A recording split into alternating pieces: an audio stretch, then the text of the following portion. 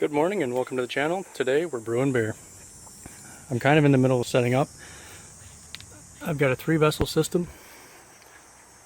On the right is my hot liquor tank, the center is my boil kettle, and on the left is my mash tun. I've got a single pump. It's a chugger pump down at the bottom. 2 burners, both BG14s, and so far I've got my strike water heated to a little higher than I want, about 165 or 170. What I want is 162. So I've got a permanent hard plumb back here of water supply. Water controls are down on the left below the mash tun. So we'll add a little bit of cold water. I could calculate what temperature, how much cold water to add, but I'm just going to guess. I started with 8 gallons of water preheated, so I'll put it into probably maybe 8.5, and that should drop the temperature down as much as I need. Like I said, I'm targeting 162. I've got my grain crushed. That's ready to go in the mash tun. Water's almost up to 8.5. Temperature's dropped down, so we'll shut this off. Open the mash tun up and dough in. There's the grain in the mash tun. So now I just need to know how much water to put in. I want 5.5 gallons. I use Beersmith 2 Mobile, which is on my Kindle in the house, charging at the moment, but I know I've got 8.5 gallons here, so I need to go down to 3 gallons on my sight glass. I'll do that just by opening this ball valve and going down to the pump. Opening the ball valve on the pump, and I just watch for water to do what it just did. I don't know if you caught that, but to fill the out hose, and then turn the power on to the pump over there. And we'll just let that fill. Until my sight glass is at the 3 gallon mark. I'll stir this once it gets filled with strike water. Mash it for 60 minutes. Sparge, whatever I pull off the boil kettle, I'll sparge about 6 1/4 gallons or 6 3/4 gallons minus my sparge. My first runnings will be my sparge volume, and I expect I'll probably be in the range of 2.5 to 3 gallons. Just kind of based on experience. I don't do the grain absorption equation off the top of my head like I probably should. As you can see, we're getting down to 3 gallons now. So the quickest way is to watch that 3 gallon and then just turn the valve off, turn the pump off, and we're doughed in. I'll stir that up and let it sit for an hour. One thing to watch for where you're stirring your mash are dough balls. Let's see if I can pull this one out. So that is a dough ball. And if you don't break those up, there can be dry grain in those at the end of your mash. Even after sitting an hour, you'll still have dry grain inside. Attacked by a yellow jacket. See if we can get some of that dry. Yep, that's a little wet still, but anyway, you want to break those up nice. Make sure you get everything in there soaking. This mash is going to be for just an IPA that I'm using. I call homegrown hops because I use all my hops from our bines. We've got 2 bines over there and 1 bine around the tree in the back over there. The one in the back doesn't do very well. I just harvested the ones on this side, and I got about 1 pound off that right hand side and about 10 ounces I think off the left hand side. But I'm going to be using the hops from 2016 for this batch. The recipe is very simple. It's 13 pounds of Pilsner malt and 1 pound of Munich. Okay, we're about 23 minutes away from the end of our mash. So we're going to fill up the hot liquor tank. We'll close that valve. Remember, we left it at about 3 gallons in the tank. So we'll go over and just open the fill valve to about that rate. I like to wait till there's at least 3 gallons in the tank on the sight glass before I fire up the burner. And on this one we want hot water, somewhere about 170 degrees before we transfer it over onto the grain. There's our 3 gallons, so we'll just turn the gas on, come under here, light it, and let it go. Come back out in a bit and turn the water off when we have about 8 or 9 gallons in the tank. Okay, we're at 8 gallons on hot water tank. Come over, shut off our ball valve, and leave the gas on until we get to about 170 degrees or so. Okay, so our timer has 36 seconds left. In the mash, I'm going to start getting my hops ready. I've got 6 ounces of Columbus hops, and these are all from our plant over here on the right. And basically all I do with whole leaf is put them into one of these muslin sacks, and I'll tie the end off and drop it right in the boil. And that's the timer, so we'll go ahead, check our temperature. Right around 168 degrees, we'll shut the gas off. I've already hooked my hoses up. Actually, I need to change this. This one needs to go onto the mash tun out so we can Vorlauf, which is just a way to set the grain bed and help filter and get a little bit clearer wort. Let's take a quick peek inside. Everything looks good. So we've got the out going down around. I cut that line longer when I made these, I don't know why, to the in of the pump, and then the out of the pump comes right back up into the mash tun. That valve's open. Open a valve on the pump all the way. Turn it on. Wait for it to dog down. There it goes. And I like to throttle this back to about half. We'll let that run a few minutes while I prep the rest of these hops, and then we'll switch over to, we'll take the top and move it over to the top of the boil kettle. I guess I can show you that now. My boil kettle, I have, this is the top that's going to come in, and it'll go down into a whirlpool, and then when it gets ready to, when I get ready to come back out, it'll just suck out of that 90 at the bottom. I don't use filter or anything. I don't ever have a problem with hops or anything plugging up my pump. This seems to be running fairly clear, but I like to look in and just see what it looks like coming out. It's not too bad. We'll let that go just another minute and then I'll switch it over. So this is going to be good over here. Yeah, it's a lot better. So we'll shut the pump off real quick. Give it just a second. Make sure that it stopped running out.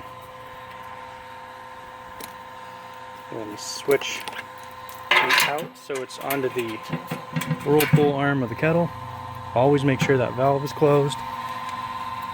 Turn the pump back on. Or open the pump back up, rather. Check that we're getting flow, and we are. I use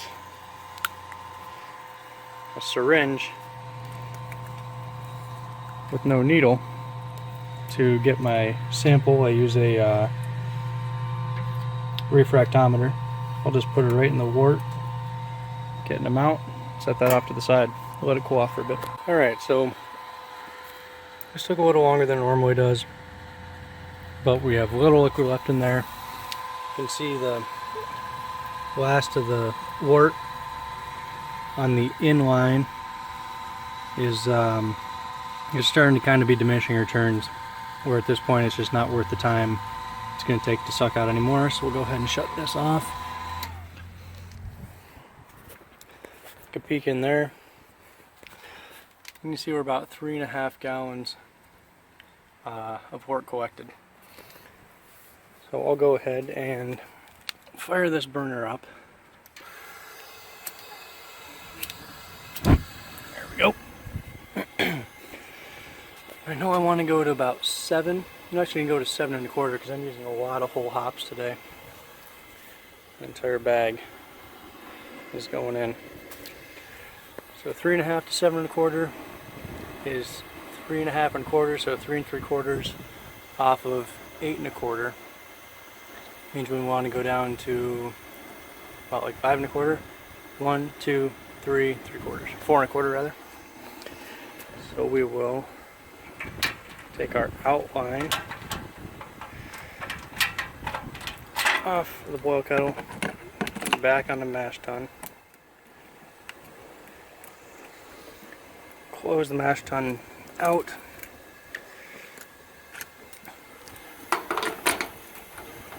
And we're back where we started. We're going to go from out of the liquor tank, into the pump, out of the pump, into the mash tun. Open up the liquor tank valve. Like I said, we're going down to 4 1/4. Open up the pump, make sure that's on. It's still full of liquid. There we go. Also, I want to put my lid on top of my boil kettle now, just to hold in a little more heat. As soon as I get done with this, it's sparging, I'll go ahead and just be recirculating. Actually, that reminds me, I wanted to change this a little bit. Because I think my manifold of my mash tun got plugged, I want to underlet the grain bed. So I'm going to go in. I took the in off of the mash tun, put it onto the manifold ball valve. I'll open that up, and then we'll force our sparge water back through that manifold. And that should unplug quite a bit of the stuff that was stuck in there. So we had quite a slow runoff for our first runnings. Usually it takes about 5 or 6 minutes. It took almost 20. So we're getting down to our 4 1/4 mark. Go ahead and shut off this valve. Turn off the liquor tun. Turn off the out. Switch our line. This is now, it's still the in. Out of the pump, into the mash tun. Move that line so it's out of the mash tun, down and around into the pump, out of the pump, back into the mash tun. Open that valve up.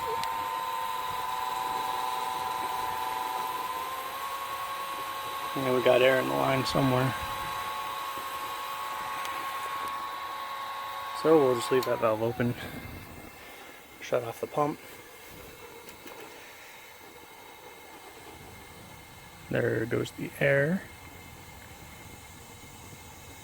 We should be good then to close that valve. Turn the pump on.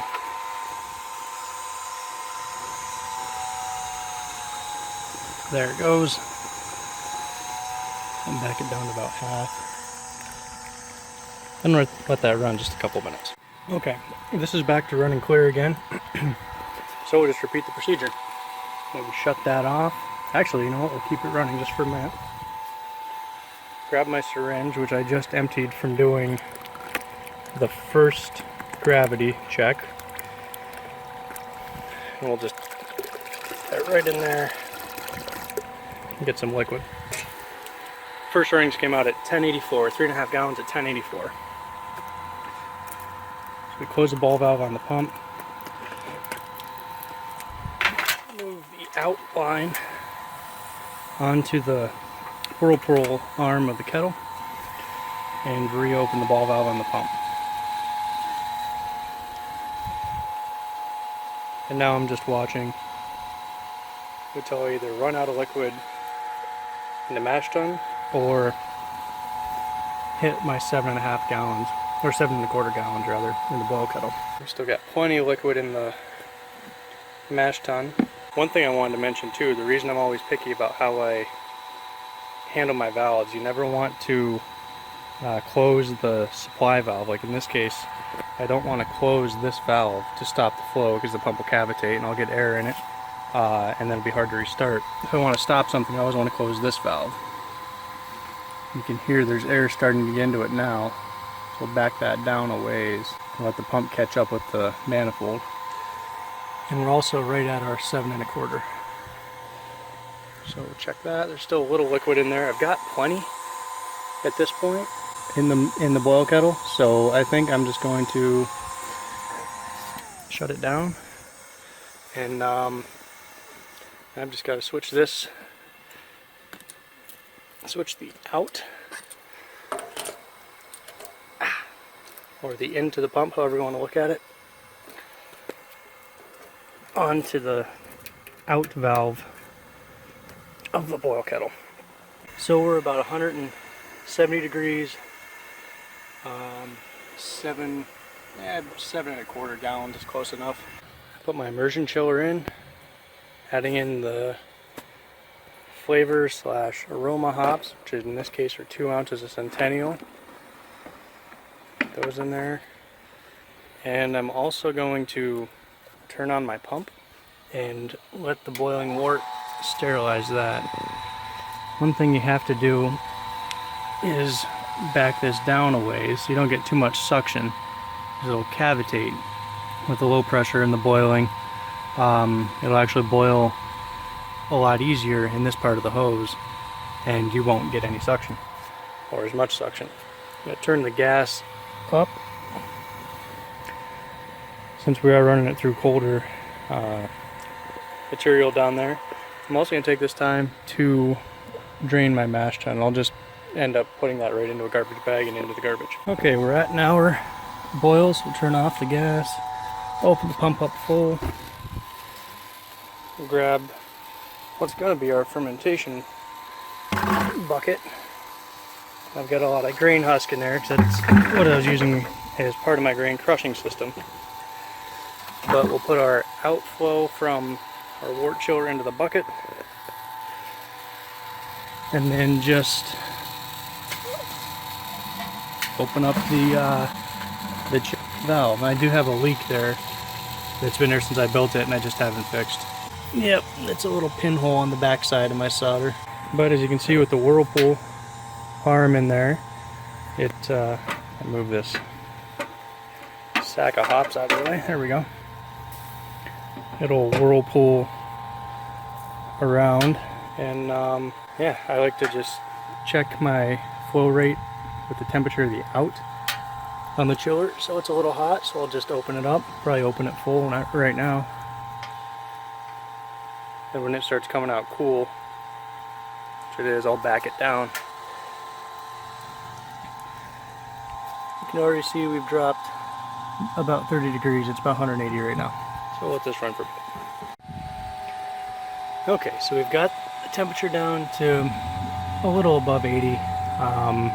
Apologize for the background noise. But now we're going to transfer into a sanitized bucket. That is clean, it's just my wife uses this bucket for making wine occasionally as well.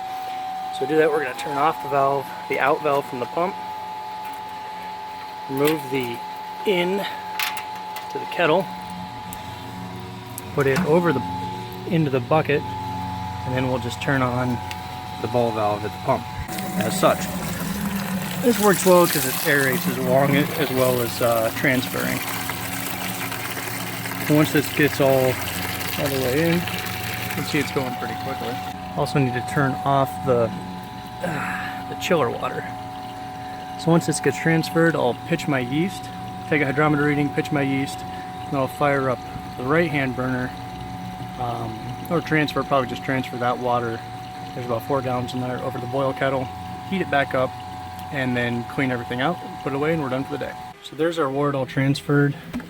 I measured out on this bucket the increments by the quart all the way up to 7 gallons. So if I just put my finger down until I hit liquid, it's kind of hard to see, but I'm right at 5 1/4, which is where I want to be. So my kind of overestimation on how much I would need for the hop absorption turned out to be dead on. The 5 1/4, 5 1/2, somewhere in there that I want. One tip too, is to always put your airlock right where the handle of the bucket will pick up, because if you put the airlock over here, you'll catch it on that handle. So I always align it to whichever side the handle's on. before I snap the lid down. Just taking these lids off kind of sucks.